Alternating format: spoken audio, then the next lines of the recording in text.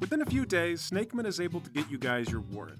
You're allowed to look for anything to do with Daryl Masterson, the missing scientist, and you can look into the chemicals that are supposedly being used in this gun. Ongoing recording isn't really on the table, so you're not going to be able to bug the office or anything like that, but there you are. You are allowed to perform a breaking and entering if you feel necessary, and malware is permitted so long as the only thing it does is look for the information that you're allowed to find. All right, thanks, Snakeman. I think that's enough for us to work on.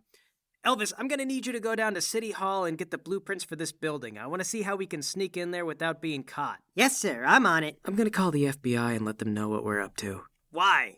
Because we're coordinating and sharing data with each other. Lowry, someone in that building knows that I have super hearing. Someone in the FBI might be the one who knows I have super hearing. I sincerely doubt that the FBI is acting as an informant to Mercury. But why take the risk? Why tip off another agency with personnel that we aren't overseeing? Because they might be watching the building as well, and if they are, we don't want them to rush in and arrest us when we do our breaking and entering. Have you already told them that we're looking at this place? Yes, I'm keeping the FBI abreast of the situation. Well, great. That means if there's a leak in their system, then the enemy's already been tipped off. Look, I'm not going to have a stupid argument with you about whether or not we should involve the FBI in an investigation the FBI is already conducting. Okay, they know. It's already done. I'm going to tell them where we're at with it now. You're an arsonist, Lowry. You know that? You know, it's funny. As a man who burns so many bridges, you'd think you know what a real arson would look like. In the midst of the bickering, Elvis, you get out of the building, you head down to City Hall, you get those blueprints, you come back. Come on, sir.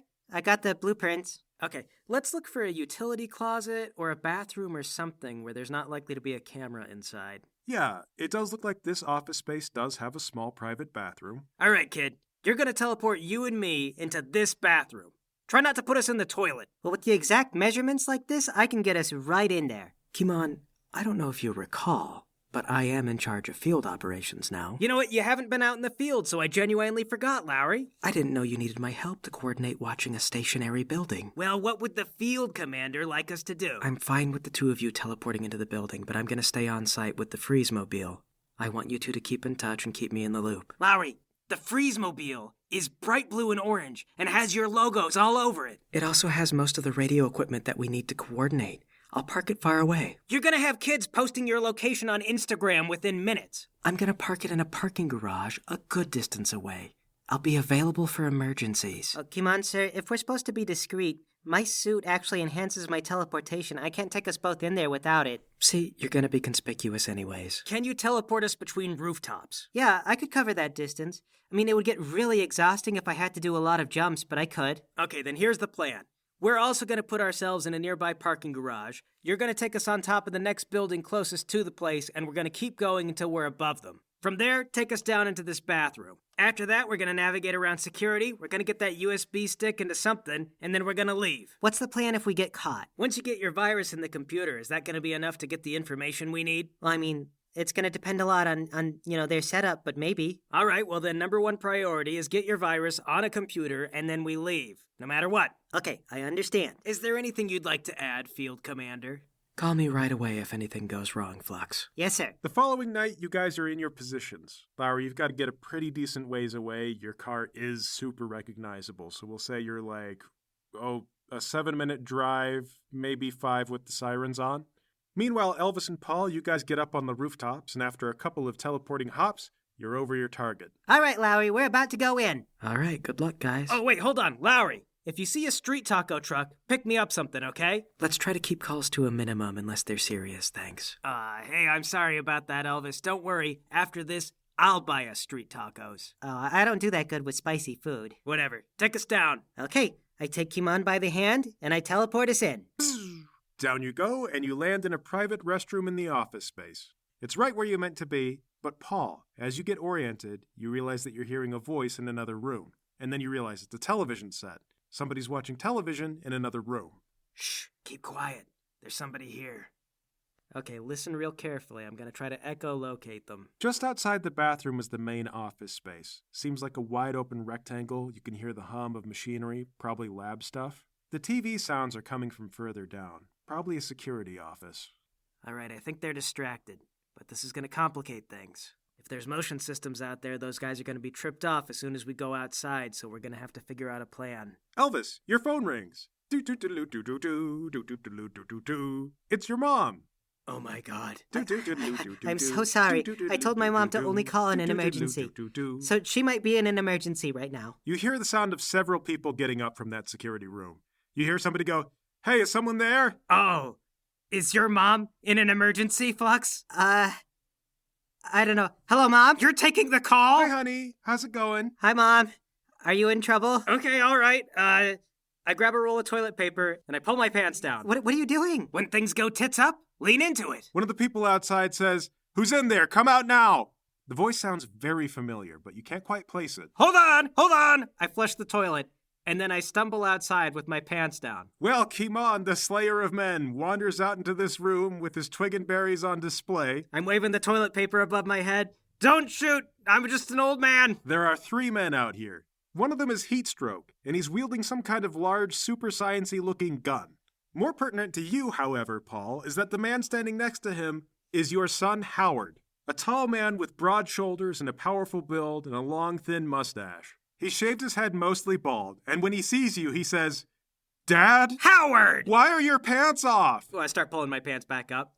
Because, as it turns out, I have discovered your criminal organization, and I have come to poop in your toilets. And there's nothing you can do to stop me, because it's already done. There is a third guy with your son in Heatstroke. You recognize him as the missing scientist. Heatstroke goes, "That's him! That's the dog! That's the dog!" Howard puts his hands on his head. He looks mortified. Flux, meanwhile, your mom is trying to understand what's going on. "Is everything okay? You said you were just sitting outside watching buildings all day. It should be fine if I called, right?" Oh, no, Mom. I thought I maybe fell down and slipped and broke your legs or something. I can't talk right now. Heatstroke goes, "You can't fool us, Kimon. Howie Lee knew you were coming." And Howard walks away with his hands on his head. He kind of paces a full circle. Heatstroke goes, "You knew he was coming, right?" And Howard goes, "Yeah, but why? Why like this?" It's psychological warfare, Howard. You know that Russian FSB agents sometimes poop in a guy's briefcase just so that he knows he's being watched by him, and there's nothing he can do. Same thing here. You guys are being watched. Who knows what I'm gonna poop in next? Howard says, "Do you have dementia?" No. Why, is my doctor talking to you? I told him I don't have dementia. He's the one who's got dementia. He's standing between me and protecting this city. Oh my God. Of course, you know. What would it be, Dad, except for old age that does you in finally? Wouldn't that just be amazing? Wait a minute. Howard!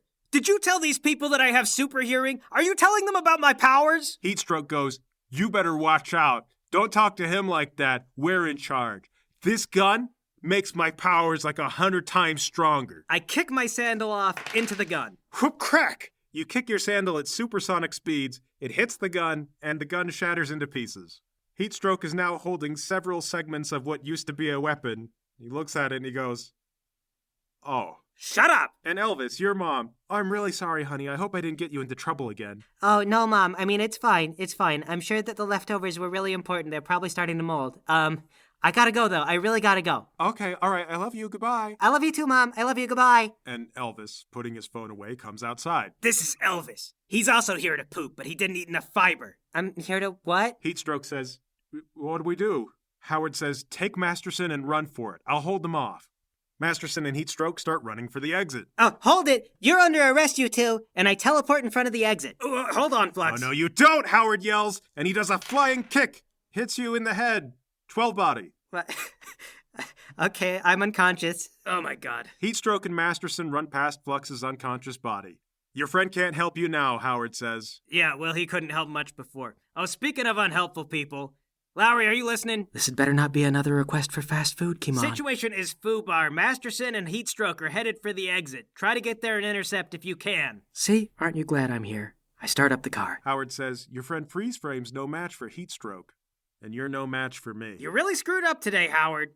I'm not the one who screwed up. Yes, you have, and let me count the ways. First, you had plausible deniability until you kicked what is effectively a cop in the head. You might not have been a criminal before that, but congrats, now you are. Second, you sent Heatstroke away, which was a foolish move before you had the advantage of numbers, and I don't know if I could fight if my lungs were filling up with scalding air. Third, what is that stance you're taking? That's not the swaying ginkgo style that I taught you. That looks more like a Muay Thai stance. I dabbled in Muay Thai some, And I know that you prefer to do upright striking, so... Howard, I prefer to stay upright in a group fighting situation, but now it's just me and you. We can go to the ground and no one's going to save you. He awkwardly widens his stance out a little bit more, and is clearly hoping that you don't notice. So what is this, Howard? You've decided to betray me? You don't have dementia. No, and I didn't poop in your bathroom either. But if you're going to stand in opposition to me, Howard, I will poop somewhere. I will poop where you least expect it and when it will most harm you. What do you think this is? You don't scare me. Well, you should be scared because... Is Flux awake yet? I'm gonna have to go to the hospital and get my brain checked after this. Because I think you've killed that kid. Howard nudges Elvis with his foot. He's not really a kid. I throw the toilet paper at Howard. Crack! With supersonic precision, you toss a roll of toilet paper at Howard. Now, someone who hasn't trained with you for much of their life might have been surprised by this, but you've pulled this on Howard too many times. He ducks underneath it. We're now at the top of 12. Paul, you get to go again. You've been watching too many comics and reading too many movies, Howard. Gonna take a defensive stance? I had it all planned out, Howard yells. And he runs up to attack you, but you dodge and weave and won't let him get close to you. Your turn? Okay, I go for the crotch kick. You land it, but duck! Your shin bangs against a reinforced cup. You've just been wearing that all day long. I had a whole speech planned. I was gonna tell you all the things I hate about you. He tries another combo. Abort dodge. You abort into a defensive stance. He won't let him near you. Well, you know what I hate about you? The incessant whining. Why do you always have to do everything the wrong way, Howard? Howard goes in for another furious combo, but again, you just won't stay in range. He's starting to get winded. You don't know anything about right. Look at you. You've fallen back into your Muay Thai stance. All you've done is structured training with safety barriers, haven't you?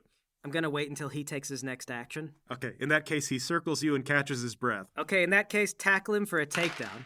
You grab him underneath the legs and throw him to the ground. Luckily for him, he's well trained enough to at least put you in the guard position, so he's got his legs wrapped around you. And I hit him in the face. Pop! That would have killed an ordinary man, but mostly it just breaks your son's nose. There we go. Little blood.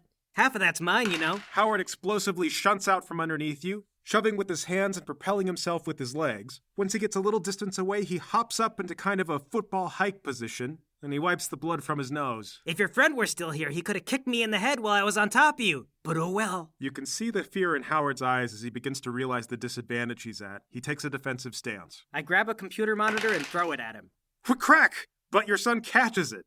Which honestly is pretty much a superhuman feat. That's pretty great for him. Oh, you caught it! Okay, now throw it back. We'll play catch like father and son. He loses his temper and he throws it at you. Okay, abort dodge. Yeah, it's not the supersonic throw that you do. It's more like a gorilla strength throw. You duck underneath it. You never could throw. That's why they made you stand in the outfield during baseball. He angrily grabs another computer monitor and throws that one as well, which you duck underneath again. All right, now I remember why we never play catch. This is embarrassing. I hate you! I'll run up and I'll try out a combo. He handles you, he blocks it, and then he grabs you, turns around and throws you through the window. Oh, like through the glass. Yeah, 8 body damage there, and now you are free falling from 3 stories up. Ow. All right, that makes me very angry. I apply this overriding hatred to the situation. As you're falling, pure concentrated anger bubbles up to the surface, then bursts from you like a dam. An overwhelming feeling of terror and dread washes over everyone and everything within 2 city blocks. Lowry, your car is approaching the location you need to be, and the hairs on the back of your neck stand completely up on end. Ugh. Okay, I slam on the brakes. Yeah, you and everybody else. Car alarms go off in the distance. You see rats scurrying out of the gutters. And Paul, physics, being terrified of what you'll do if you become more angry, decides not to hit back when you collide with the pavement. You slam against the ground but suffer no force whatsoever. There's still some broken glass stuck in your back, but that's another issue. If this weren't enough for everyone in the area, above you there's another feeling that erupts into the atmosphere, but this is one of sadness. Regret, insecurity, and fear wash across the area as your son lands, and then his body kind of accordions like a cartoon and wobbles a bit before taking its natural shape. That's right. I finally mastered the secret power. Are you kidding me? No, you haven't. The world is supposed to be terrified of you and gets out of your way. You got out of the way of the world. Well, it's the same material difference. I didn't get hurt from the fall. Okay, yes, but I just watched you Bugs Bunny your way from a 3-story building. It's not Bugs Bunny, Dad. Bugs Bunny would have stopped mid-fall. Then okay, you Daffy Ducked. Which is worse, son? Okay, Lowry, back where you're at, all the cars have stopped, people have started getting out of their cars, you're kind of trapped in traffic. Okay, turn on the siren, honk the horn. Get out of the way! Hey, you're blocking traffic! The people kind of look around, they're like, it's freeze frame! Thank God you're here! Yeah, get out of the way! Paul, back where you are, a beat-up truck pulls into the alleyway. Heatstroke is driving. He yells, "Get in!" Your son hops into the truck bed, and they start to drive away. Not so fast. I'm gonna hop up in there with him. All right, give me dexterity. Let's see if you get there. Here we go. All right, you jump up and you leap on the back of the truck. You're holding on to the door that opens the trailer. Your son then leans down and quickly unlocks that door. It flips down, and you're thrown away. The truck drives off, turning onto a sidewalk to avoid the traffic, and then it's gone from your sight. About 4 or 5 minutes later, Lowry has managed to dislodge the traffic, and he pulls up into the alleyway. What's going on? Why are you out here? Well, Sleeping Beauty, you took all your sweet time in the world and everyone got away. Okay, if you guys botched the job and got caught, that's on you, not on me. Why did we even have you as a contingency if you're not close enough to support? Well, which way did they go? Point it out, we'll pursue. They drove away in a truck and I don't know where they are now. Well, they can't have gotten far. Didn't you feel all that stuff that was happening? Everybody has parked their cars and they're looking around like a meteor's about to strike. Yeah, of course I felt all that stuff. Did you see what caused it? No, some civilian on the other end of the alley got freaked out. I don't know, self-defense mechanism or something. She ran off too. Okay, wild. So some kind of like empath power? I guess. Did it do anything? No, you just got a lot of feelings and then she was gone. Okay. Where's Flux? Probably dead. Maybe. Dead? I said maybe. Come on, let's go get him. Or his body, at least. You guys go to the front of the building, you try to open the door, and it's locked. So hello! I hope you guys have been enjoying the series so far. If you have, I really appreciate support on Patreon. You can find me under Don Somewhere. I've also got a website, donsomewhere.com, where you can find links to stuff that I've done, and also updates on new episodes when I remember I can use my website to do that.